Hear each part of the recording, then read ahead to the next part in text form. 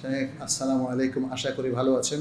আমার একমাত্র সন্তানকে কিভাবে একজন ভালো আলেম হিসেবে তৈরি করবেন, প্রসঙ্গত বলছি যে আমার ছেলের বয়স 10+ এবং সে এখন পল্লবী মিরপুরে আমার বাসার কাছে একটি মাদ্রাসায় নাজেরা পড়ছে ডে কেয়ারে থেকে। আমি মা হিসাবে আমার চেষ্টাও আল্লাহর সাহায্যে এ পর্যন্ত আসতে পেরেছে, যদিও আমার বাসার পরিবেশ পরিপূর্ণ ইসলাম কেন্দ্রিক নয়। অনেক ক্ষেত্রে আমি বিনীতভাবে আপনার কাছে জানতে চাইছি সহি দ্বীনের জ্ঞান এবং সেই সাথে বেসিক দুনিয়াবি জ্ঞান অর্জনের জন্য ভালো প্রতিষ্ঠান সম্পর্কে জানিয়ে উপকার করবেন। সহি জ্ঞানের জন্য যাতে অংশগ্রহণ করতে পারে। সন্তানের জন্য আপনার কাছে দোয়া চাইছি, আমার সন্তানকে আল্লাহ যেন দিনদার ও নেককার হিসাবে কবুল করেন। আমরাও দোয়া করি আপনার সন্তানকে যেন আল্লাহ তাআলা নেককার এবং দিনদার হিসাবে কবুল করেন এবং দেশের একজন শ্রেষ্ঠ আলেমে দ্বীন বানিয়ে দেন।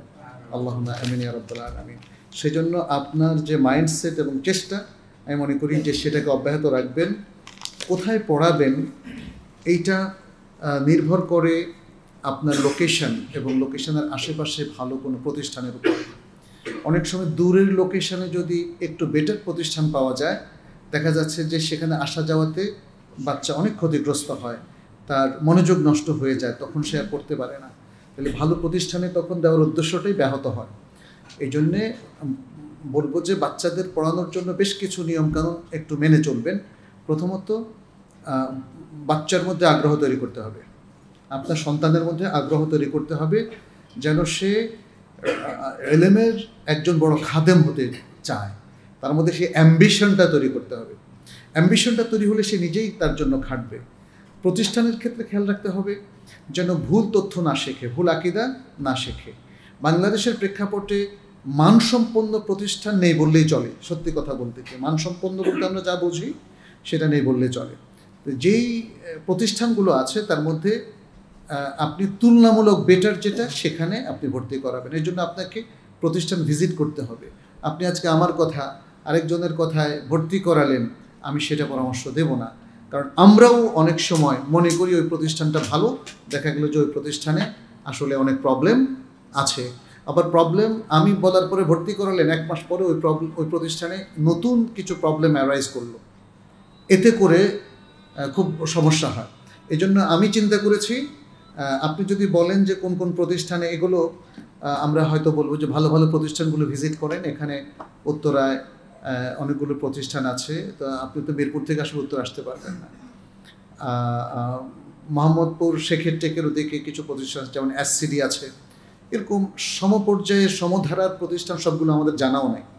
সেগুলো ভিজিট করে আপনারা আপনাদের সন্তানের জন্য কোনটা বেশি ফিট হয় সব দিক থেকে অঙ্ক কষে বের করে যেটা বেটার হয় সেখানে দেবেন।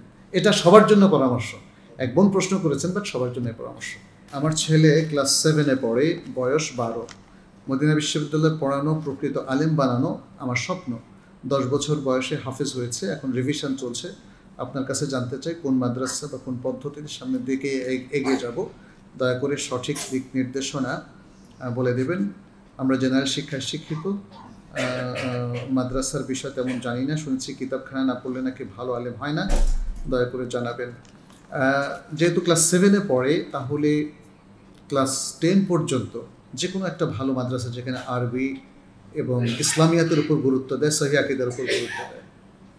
আর এরপরে যদি আপনারা আমাদের কাছে পড়াতে চান, তাহলে আমাদের কুল্লিয়াতে কোরআন আছে, সেখানে সানভিয়া এবং কুল্লিয়াতে আমরা ছাত্র ভর্তি করি, এবং যাতে তারা মদিনা বিশ্ববিদ্যালয় সহ অন্য যে কোনো বিশ্ববিদ্যালয়ে চান্স পায় সেজন্য আমরা তাদেরকে সাহায্য সহযোগিতা করি।